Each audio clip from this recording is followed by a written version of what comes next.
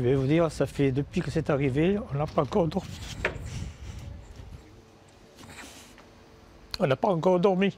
Depuis une semaine, Guimec se revit la scène. Cette bagarre entre Joël, qu'il connaissait si bien, et un autre client de l'épicerie pour une histoire de cœur, ça s'est passé à quelques mètres à peine du magasin. Voilà, c'est à la hauteur de la porte que ça s'est passé, c'était au milieu de la route. Là. Ils étaient allongés là? Allongés au milieu de la route, comme ça, là. Allongés. Et ils se tapaient dessus. Un tapait sur l'autre, surtout. Les policiers auront du mal à les séparer. Le jeune homme de 22 ans se relève, sonné par les coups qu'il vient de recevoir. Voilà, il s'est assis là, il s'est assis là-dessus, il s'est couché là-dessus, comme ça, et la police était là avec lui. Et moi j'étais là, il me dit tonton Guy, ramène-moi, ramène-moi. Et puis c'est la police qui l'a pris en charge, qui l'ont pris, pour le ramener à Cantepo. Parce que je ne savais même pas où il habitait, moi.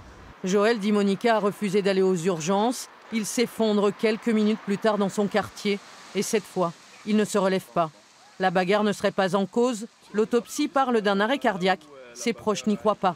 Moi, je veux juste savoir la vérité. Parce que je trouve que quelqu'un qui a été même pris en charge par les policiers et qu'on le laisse après qu'il meure, je trouve que c'est un peu... Il y a beaucoup de choses qui ne sont pas très nettes dans l'histoire.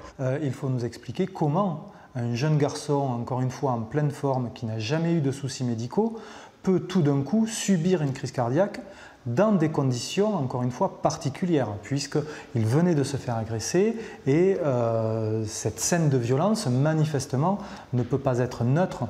Une enquête est en cours. Le procureur ne souhaite pas communiquer pour l'instant. La famille et les proches de Joël attendent, eux, des réponses à leurs nombreuses questions.